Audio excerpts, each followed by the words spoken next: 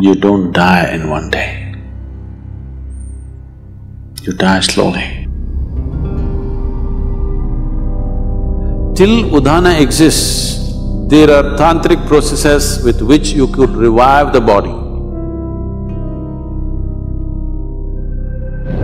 Their undercloth, they must be burnt. Because otherwise, it becomes a habitation for various kinds of forces.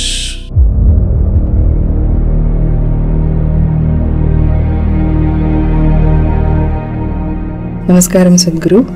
After my father died, I still have several of his clothes, but I know in some traditions you're not supposed to keep the clothes of the deceased.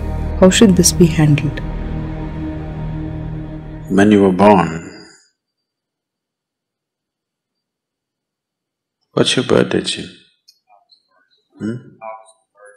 1st of August? Oh, close up. You are not born in one day, though you have a fixed birthday. It took 9.5 months for you to be born, isn't it? Similarly, when you die, you don't die in one day. You die slowly. If somebody is medically declared dead, he still doesn't die fully. I think we've spoken about this. The 5 pranas, they start withdrawing slowly, step by step. The physical life energy, which generally is referred to as pran or prana, has 5 basic manifestations. There are 10, but that'll complicate. The 5 basic manifestations. These are called samana, prana, udhana, apana and vyana. Let's say if a doctor is observing and they declare that person at a particular moment that he is dead now. In the next 21 to 24 minutes, samana will start exiting. That means samana is in charge of maintaining temperature in the body. First thing that starts happening is body starts cooling down. The traditional way of checking whether somebody is dead or alive is, they'll feel the nose. If the nose has gone cold, that's how they concluded that he's dead. They wouldn't check the eyeballs and other things, they would just check the nose. If nose has become cold, that means he's dead. So samana exits at that time. Somewhere between 48 to 64 minutes, prana exits. After that, between 6 to 12 hours, udhana exits. Till udhana exists, there are tantric processes with which you could revive the body. But once udhana exists, there is a micro chance, but that is an impractical chance, except that it is impossible to revive the body once udhana has exited. The next thing is apana, somewhere between 8 to 18 hours, this exits. The vyana, which is the preservative nature of prana, will start exiting from beyond that. It can continue to exit up to 11 to 14 days if it's a normal death. It happened one day, Shankaran Pillai was rummaging through the closet, and after some time, wife came and asked, "What are you doing?" He said, "No, nothing. I'm not doing anything, nothing." The wife said, "What are you saying, nothing, nothing? I've been watching you. Last half an hour, you're reading our marriage certificate. What's the matter?" Shankaran Pillai said, "I've been looking for the expiry date."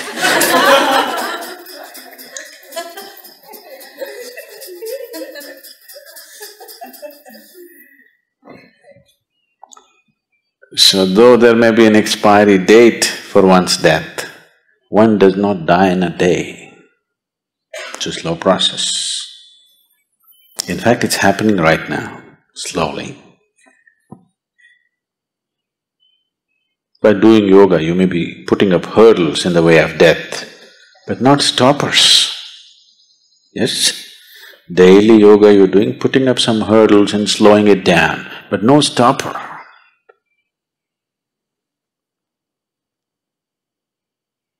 So,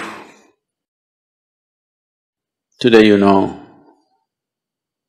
that from your old clothing, we can take your DNA. After you're gone, after 100 years later, we can clone you. Yes? Yes or no? You know? So who you are, at least the physicality of who you are, can be picked up from your clothes and we can remake you. At least someone who looks just like you. We can create the body. So you are still there all over the place. The yogis, when they die, they'll set fire to the hut in which they are living by themselves. There is a way to do it. Let me not tell you because I don't want you to set fire to the cottages here.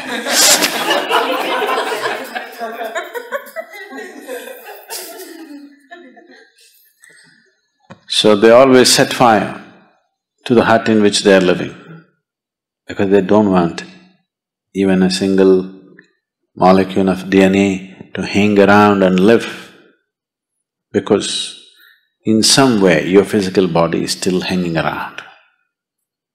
If they can recreate your body from that, obviously it's hanging around, isn't it? So everything that I have touched, you want to burn.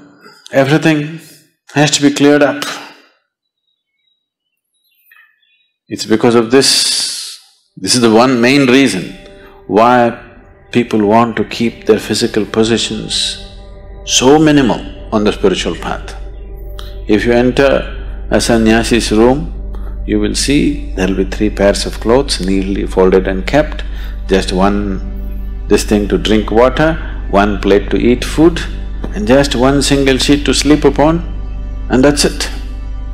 No one extra item, because he does not want to touch too many things in the world. He wants to keep it to at most minimal, because he knows if he spreads his body all over the place, gathering it and going will be very difficult. That is why he does not form any physical relationships of any kind, because he understands if he leaves his body all over, when the time to gather comes, it's going to be extremely difficult. People who are off your body are unwilling to come with you when you want to go. They won't come. They'll all say, I love you, but they won't come.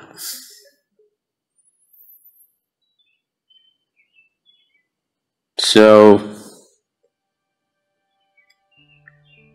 when someone dies, depending upon who he is, accordingly these things must be handled. In today's world, when people have gathered enough clothing for 3 lifetimes, enough footwear for 10 lifetimes, burning all that would be sheer waste.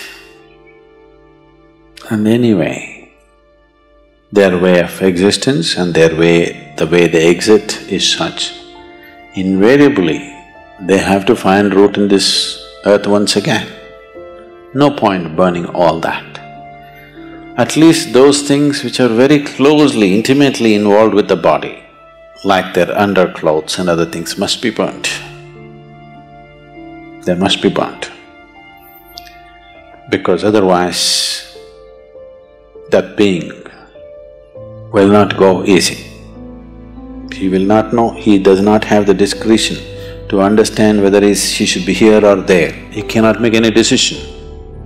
There's no decision-making capability because there's no discretion. Once the body is gone, the discretionary mind is gone. So there is no decision, only by tendency. There are too many things here which belong to the body, it just hangs around, particularly in the first few days. So, in one's home, if there are lots of used clothes, which is a problem with the Western world again, because of the type of clothing and the structure of the society, the things are such, you may be wearing a jacket for 6 months and it may not be washed. Yes? You use it and you hang it there because it's a cold country and maybe you don't sweat so much, use it and put it there. Such a thing is not possible in India. If you use something, it has to be washed now.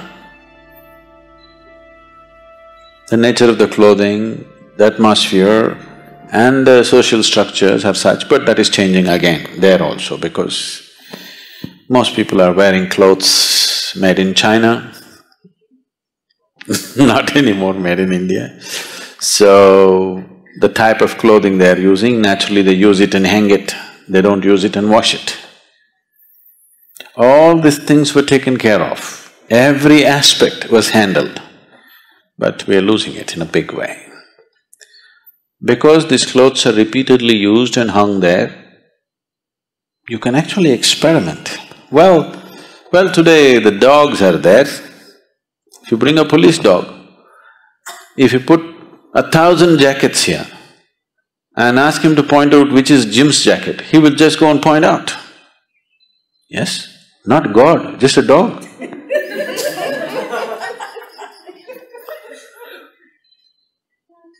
So obviously, who you are is hanging there in the jacket in many ways, isn't it? That even a dog can see it. So, once it is like this, when a person has departed and his body is still hanging around in many forms, it becomes a habitation for various kinds of forces. Not only for that person's energies hanging around, for various other kinds of forces. Unoccupied body, your jacket is, in a way, which is not a good way to leave it. So, either they immediately wash it. In India, if they're expensive clothes, they will wash all the clothes. Within the first 10 days or 11 days, they'll wash all the clothes and distribute it to many places, never to one place. You don't take all your clothes and give it to one family.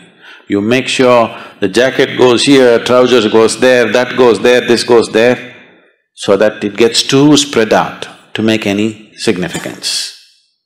Significant presence is not there. Otherwise, all the things which are intimately with the body, just burn it. One of these things must be done. Either you must give it away across the 50 states so that the old man does not remain confused as to where to go, or you must just burn it up.